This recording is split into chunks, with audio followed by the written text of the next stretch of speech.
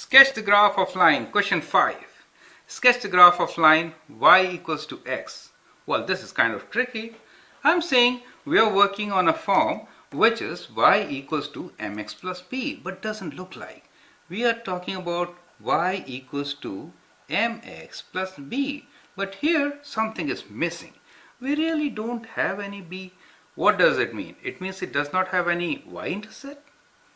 Is it that or something else? Well, it means that basically we are writing it like this: y equals to x plus 0. Now we don't have to write 0 since plus 0 is same as y equals to x. If you do so, then you can say, what is your y-intercept? Well, now I know y-intercept is 0. So let's write it down.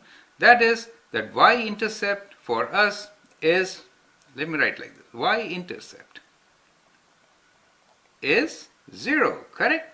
Y-intercept is 0. That means what? That means the first point, y-intercept, lies here, right at the origin. Do you see? That point is 0, 0. So that's our y-intercept for y equals to x. Now, slope. What is the slope of this line? Well, slope is also tricky. There's nothing before x. That means what? That means a number 1. 1 multiplied by x is x. Therefore, slope is, we have slope m, which you don't see is actually 1 because 1 times x is x. So slope is 1. If slope is 1, then what is rise and what is run? Rise over run is slope. So 1 means 1 over 1. 1 over 1 is 1.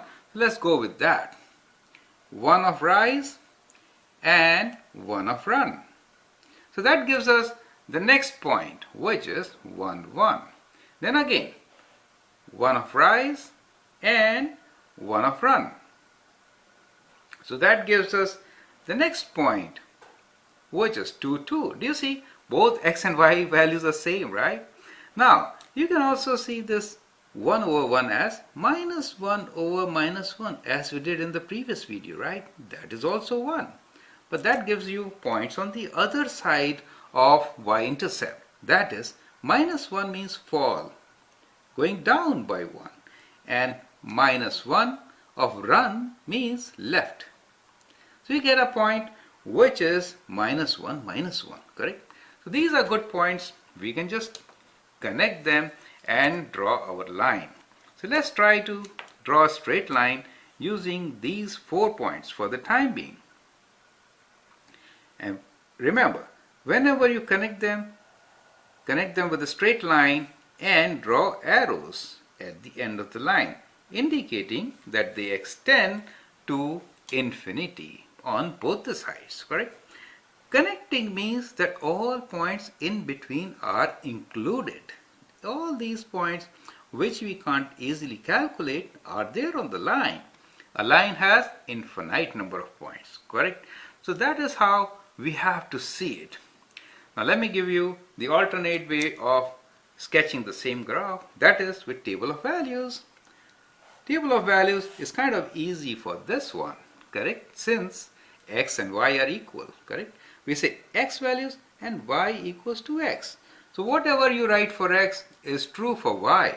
If I start with 0, 0x means y is 0. 1x, y is 1. 2x, y is 2. If I write minus 1, y is also minus 1. Minus 2, minus 2. So both x and y values are same for this equation.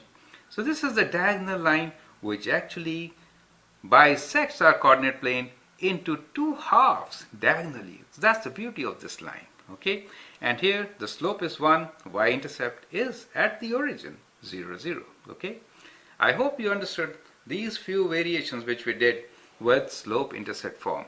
There's one more to come which will not really follow slope-intercept form, and we'll understand that also.